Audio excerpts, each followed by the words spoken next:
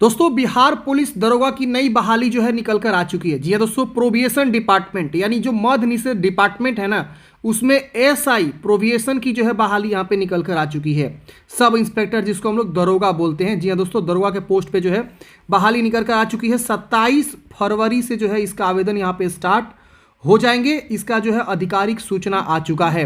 किस प्रकार से सिलेक्शन होगा, आपकी हाइट क्या रखी जाएगी, इसके अलावा एज के बारे में बात करेंगे। साथ ही साथ बात करेंगे कि आपका जो है ग्रेजुएशन, इसमें जो क्वालिफिकेशन बोला गया वो कब तक आप पास कर चुके हैं तो फॉर्म को अप्लाई कर सकते हैं। काफ़ी सारे लोग गलती कर देते हैं, फॉर्म भर देते हैं, फ़ी कटा देते हैं, और जब बाद में जो है फॉर्म भरने जाते हैं ना, सेकेंड पार्ट, क्योंकि यहाँ पे पहले पार्ट में ही फ़ी लग जाता है फॉर्म भरते समय, तो सेकेंड पार्ट जब भरने जाते हैं तो वहाँ पे अनएलिजिबल हो जाते हैं। तो उस केस में आप लोग काफ़ी ज़्यादा गलती कर देते हैं, आपका फ़ी रिफंड वगैरह भी नहीं होता है। तो पहले आप समझ लीजिए कौन लोग फॉर्म भरेंगे, height, age, qualification, selection process, दौड़, सब चीज़ हम आपको बताएंगे।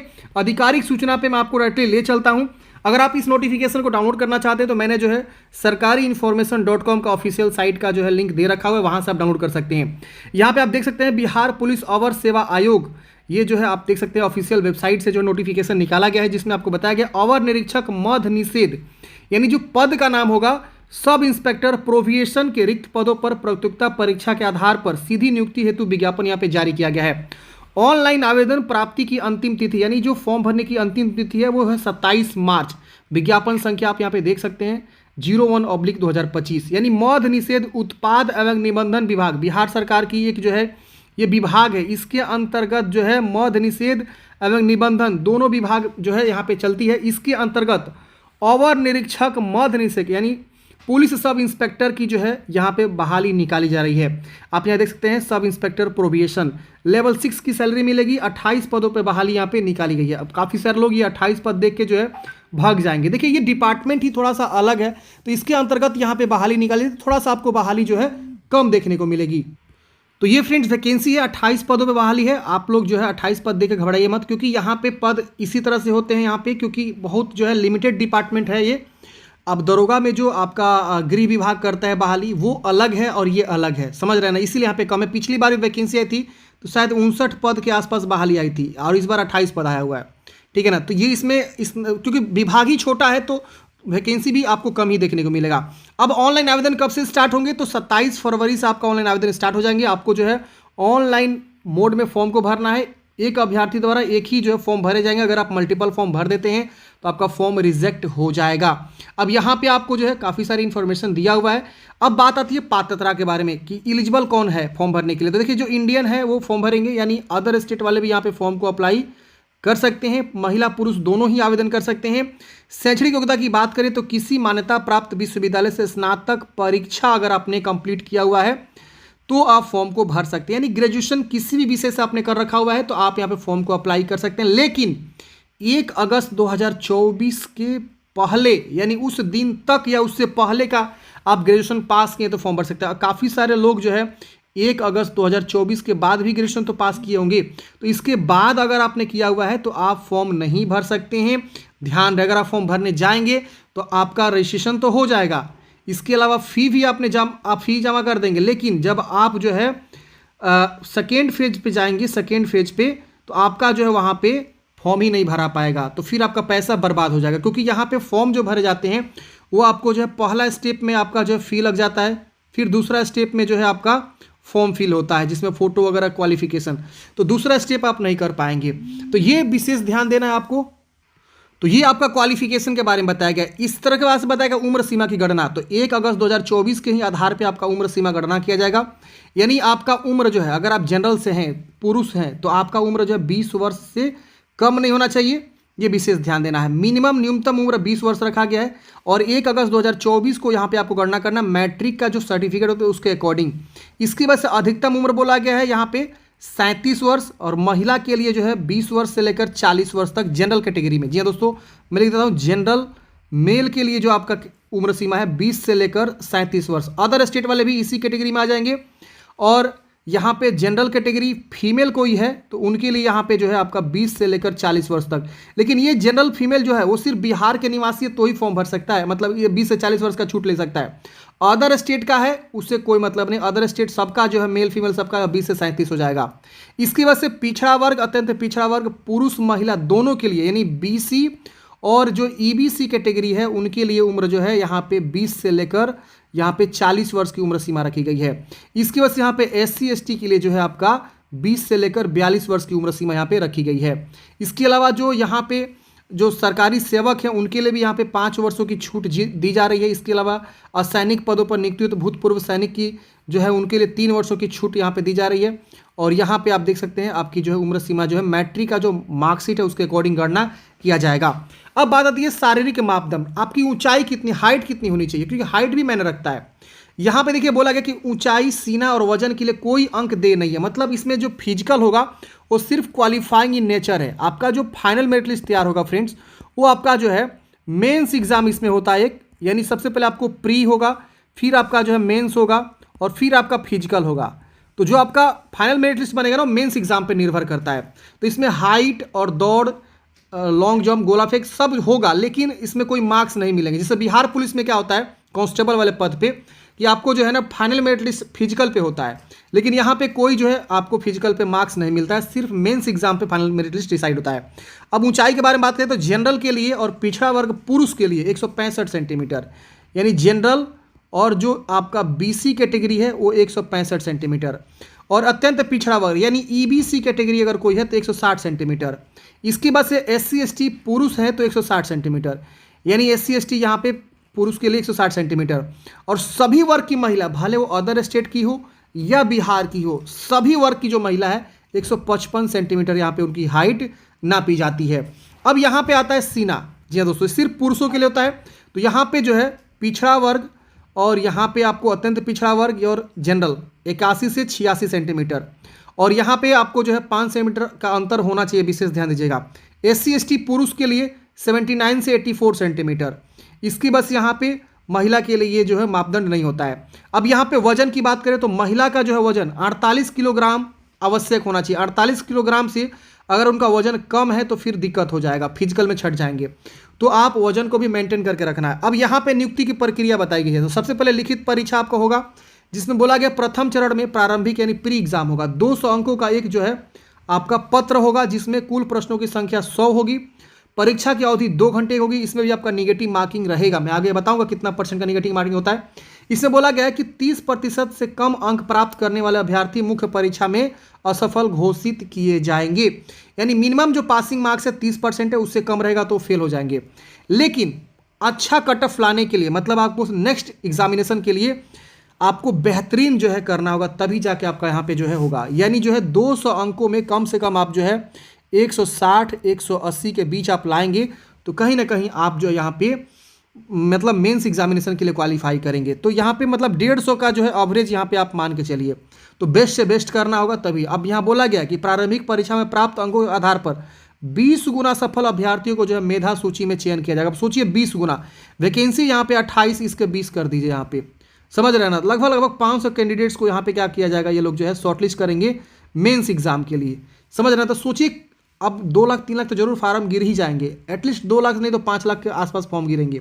अब इसमें से 500 लोगों को ये लोग सिलेक्ट करेंगे, तो कट ऑफ सोचिए कितना हाई जाएगा।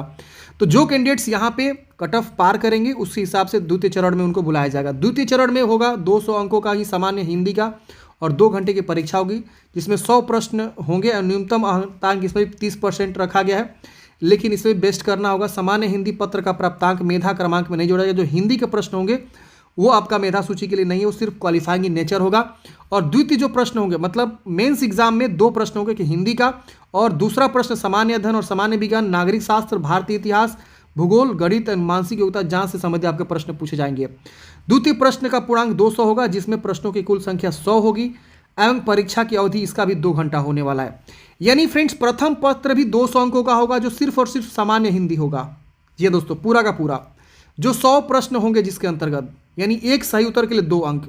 और दूसरा जो एग्जाम होगा इसी का मतलब द्वितीय पेपर, मेंस का ही द्वितीय पेपर, वो भी आपका जो है 2 घंटे का होगा और 200 पूर्णांक का इसका भी क्वेश्चन होगा। 100 मतलब क्वेश्चन इसमें रहेंगे, जो कि आप यहाँ पे देख सकते हैं। इसमें भी 2 घंटे, यानी 4 घंटे का आपका जो है मेंस एग्जाम होगा।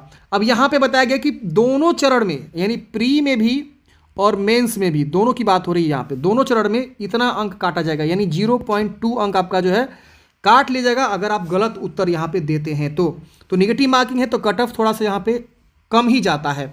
इसके वजह से बोला गया कि मुख्य जो लिखित परीक्षा होगा उसके आधार पर वैकेंसी के 6 गुना लोगों को क्या करेंगे, ये लोग जो है चयन करेंगे शारीरिक दक्षता परीक्षा के लिए, यानी जो है फिजिकल एग्जामिनेशन के लिए वैकेंसी के 6 गुना लोगों को यहाँ पे चयन करेंगे। तो इसमें भी कट ऑफ काफ़ी ज़्यादा हाई जाएगा। यहाँ पे 400 अंकों का एग्जाम होगा, जिसमें से हिंदी क्वालिफाइंग इन नेचर रहेगा 200 अंक का, और 200 अंकों के आधार पर आपका जो है मेधा सूची यहाँ पे बनेगा। तो ये जो 200 अंक आपका होगा, जिसमें आपके जो ये वाले होंगे सामान्य विज्ञान, नागरिक शास्त्र, भारतीय इतिहास, सामान्य अध्ययन, भूगोल, गणित, मानसिक योग्यता, ये सबसे मैटर करता है आपका फाइनल कट ऑफ दिलाने में। तृतीय चरण में शारीरिक दक्षता परीक्षा यहाँ पे बोला गया, जिसमें आपको दौड़ होगा, ये सिर्फ क्वालिफाइंग इन नेचर होगा, इसमें सिर्फ सफल होना अनिवार्य है, इसके लिए कोई आपको अंक नहीं दिए जाएंगे। पुरुषों के लिए 1 मील की रनिंग करनी होती है, यानी 1.6 किलोमीटर की रनिंग करनी होती है, जो 6.5 मिनट में आपको करना होता है। अगर इससे ज़्यादा समय लेते हैं तो असफल हो जाएंगे। महिलाओं के लिए 1 किलोमीटर की रनिंग करनी होती है मात्र 6 मिनट में। ऊंची कूद, हाई जंप भी करना होता है। पुरुषों के लिए 4 फीट न्यूनतम आपको जो है हाई जंप करना होता है। अगर आप 4 फीट से कम कूदते हैं तो आप अघोषित हो जाएंगे। और यहाँ पे महिलाओं के लिए 3 फीट कूदना होता है, जिसमें बोला गया कि 3 फीट से कम अगर आप कूदते हैं हाई जंप तो असफल घोषित हो जाएंगे। इसके वजह से लॉन्ग जंप होता है, पुरुषों के लिए 12 फीट जो है लॉन्ग जंप करना होता है, उससे कम करेंगे तो असफल हो जाएंगे। और महिलाओं के लिए 9 फीट का लॉन्ग जंप करना होता है, उससे कम करेंगे तो असफल हो जाएंगे। 9 फीट से कम कूदने वाले महिला अभ्यर्थी असफल घोषित हो जाएंगे। फिर गोला फेंकना होता है, 16 पाउंड का गोला फेंकना होता है, पुरुष को 16 फीट आपको फेंकना होता है। और अगर उससे कम अगर आप फेंकते हैं, उससे कम दूरी डिस्टेंस होता है ट्रेवल, तो असफल हो जाएंगे। महिलाओं के लिए भी 12 पाउंड का गोला फेंकना होता है, 10 फीट फेंकना होता है। इस तरह से आपको जो है बताया गया है। अब यहाँ बोला गया कि नियत समय पुरुष के लिए 6 मिनट 30 सेकेंड और महिलाओं के लिए 6 मिनट में दौड़ पूरी करने वाले अभ्यर्थियों को ऊंची कूद, लंबी कूद एवं गोला फेंक स्पर्धा में न्यूनतम विनिश्चित मापदंड पूरा नहीं करने पर असफल घोषित किया जाएगा।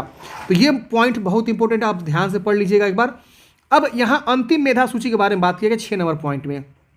अंतिम रूप से सफल अभ्यर्थियों की मेधा सूची मुख्य परीक्षा जो होगा लिखित परीक्षा में प्राप्त अंकों के आधार पर मेधा क्रमानुसार आरक्षण कोटिवार तैयार किया जाएगा।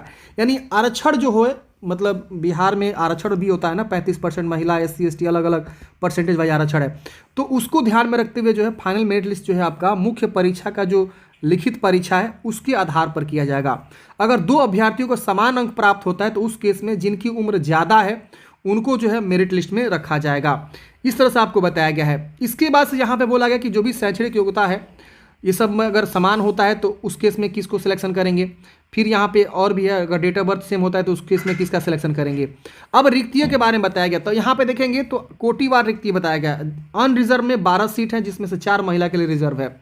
और यहाँ पे अनुसूचित जाति में 4 सीट है, 1 महिला के लिए रिजर्व है। अनुसूचित जनजाति में 1 भी सीट नहीं है। अत्यंत पिछड़ा वर्ग में 5 सीट रखा गया है, पिछड़ा वर्ग में 3 है, और पिछड़ा वर्ग की महिला के लिए 1 सीट है, और आर्थिक रूप से कमजोर वर्ग की महिला के लिए आर्थिक रूप से कमजोर वर्ग के लिए 3 सीट, यानी EWS के यहाँ पे 3 सीट है। इस तरह से 28 सीटों में से 9 सीट जो है महिला के लिए रिजर्व है। और यहाँ पे जो पोता पोती नतनी है स्वतंत्रता सेनानी की, उनके लिए भी कोई भी सीट रिजर्व नहीं है। तो अगर आप पोता पोती नतनी का क्लेम करते हैं तो कोई मतलब नहीं, क्योंकि वहाँ सीट ही नहीं है आपका। महिलाओं के लिए प्रावधान यहाँ पे बताया गया है, आप यहाँ पे देख सकते हैं। इसके अलावा जो है कट ऑफ की तिथि वगैरह बताई गई है कि 1 अगस्त 2024 को निर्धारित की गई है, यानी आपकी आयु सीमा, शैक्षणिक योग्यता और जो भी अहर्ता है वो सब 1 अगस्त 2024 तक फुलफिल होना चाहिए। अगर आप ग्रेजुएशन जो है 1 अगस्त के बाद, यानी 2 अगस्त के बाद अगर आपने किया हुआ है कंप्लीट, तो आप जो है फॉर्म नहीं भर सकते हैं। अब यहाँ पे बात आती है चिकित्सीय जाँच की, चरित्र एवं पूर्ववृत्त सत्यापन की। तो आपका जो है मेडिकल एग्जामिनेशन होगा और ऑनलाइन फॉर्म भरने का प्रोसेस बताया गया है। फ़ी की बात कर लेते हैं, तो यहाँ पे देखिए जो भी कैंडिडेट्स जो है पुरुष महिला हैं और यहाँ पे मतलब जनरल हैं, BC हैं, EBC हैं, EWS हैं या किसी अन्य राज्य के हैं, फॉर्म भरना चाहते हैं तो उनको जो है 700 रुपये आवेदन शुल्क देना होगा। SC ST हैं, बिहार के निवासी हैं और बिहार राज्य की जो महिला हैं, महिला अभ्यर्थी बिहार राज्य के स्पेशली, भले वो अदर स्टेट से महिला है तो उनको 700 देना होगा। सिर्फ बिहार की जो महिला हैं और SC ST हैं उनको ही मात्र 400 रुपये आवेदन शुल्क यहाँ पे देना होगा, बाकी सबको जो है 700 रुपये आवेदन शुल्क देना होता है।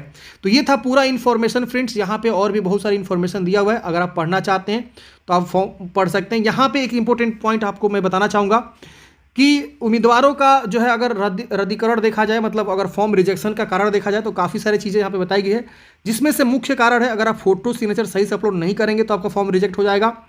अगर आप गलत आरक्षण कोटि का जो है भर देंगे तो उसमें भी आपका गलत हो जाएगा। इसके अलावा महिला अभ्यर्थी द्वारा पिता के आधार पर जाति प्रमाण पत्र एवं स्थायी निवास प्रमाण पत्र एवं क्रीमी लेयर से संबंधित न रखने का प्रमाण पत्र जो है समर्पित करने के स्थान पर पति के आधार पर अगर समर्पित करती है तो उस समय भी आपका अभ्यर्थित्व रद्द कर दिया जाएगा, क्योंकि जाति जन्म से निर्धारित होती है, न कि विवाह से। यानी जो भी यहाँ पे वैकेंसी है, अगर कोई महिला फॉर्म भरती है, भले वो विवाहित हो या अविवाहित हो, उनका जो जाति है या निवास है, जो भी वो लग रहा है फॉर्म भरने में, वो जो है पिताजी के जो है एड्रेस होता है ना, उसके एड्रेस पे बना होना चाहिए, ना कि ससुर या जो आपके पति है उनका एड्रेस पे बना होना चाहिए। समझ रहे ना, तो ये विशेष ध्यान देना है। और आर्थिक रूप से जो कमजोर वर्ग के कैटेगरी यानी ईडब्ल्यूएस कैटेगरी के जो कैंडिडेट्स है वो फॉर्म भरना चाहते हैं, तो उनका जो ईडब्ल्यूएस प्रमाण पत्र है वो 24-25 का जो है आय के आधार पर निर्गत होना चाहिए। सेशन 24-25 वाला आपको यहाँ पे लगाना होगा, ये विशेष ध्यान दीजिएगा। और जो लोग ओबीसी से आते हैं, मतलब बीसी ईबीसी जिसको बोलते हैं, बीसी ईबीसी, वो एनसीएल भी अपना जो है लेटेस्ट वाला ही बनवा के लगाएंगे। और अगर महिला है बीसी ईबीसी का रिजर्वेशन ले रही हैं तो आपका जो बीसी ईबीसी आपके पिता के आधार जो एड्रेस है वहाँ से एड्रेस से आपका जो है निर्गत होना चाहिए। मतलब देखिए, नाम जो है आप ही का रहेगा। अब यहाँ पे फादर का नाम रहेगा ना कि हस्बैंड का, जैसे होता है ना कि आपका नाम क्या है, पिता का है, एड्रेस वगैरह जो आपका एनसीएल बनता है उस पर, तो वो आपका नाम रहेगा, फादर वो रहेगा, एड्रेस आपका जो है पिताजी वाला रहेगा, और सब जो है जानकारी भर के उसके बाद से आपका जो एनसीएल निर्गत किया जाएगा। पति का नाम यहाँ पे जिक्र नहीं करना है और पिताजी के एड्रेस पे ही आपको बनवाना है, ध्यान रखना है। तो ये बहुत इंपॉर्टेंट पॉइंट है। काफ़ी सारे लोग यहाँ पे गलती कर देंगे, जो विवाहित महिला है उनके लिए जो है खास इंस्ट्रक्शन यहाँ पे दिया हुआ है। तो आप लोग समझ गए फ्रेंड्स इस भर्ती के बारे में। आई होप आप लोग समझे होंगे। जैसे आवेदन स्टार्ट होगा हम फॉर्म भरने का पूरा प्रोसेस बता देंगे। 27 फरवरी से इसका ऑनलाइन आवेदन स्टार्ट हो जाएगा। हम उस दिन एक आपको प्रॉपर वीडियो बना के बता देंगे। आई होप आप लोग समझे होंगे। वीडियो अच्छा लगे तो लाइक कर दीजिएगा, अपने दोस्तों को भी जरूर शेयर कर दीजिएगा। Thank you for watching. जय हिंद।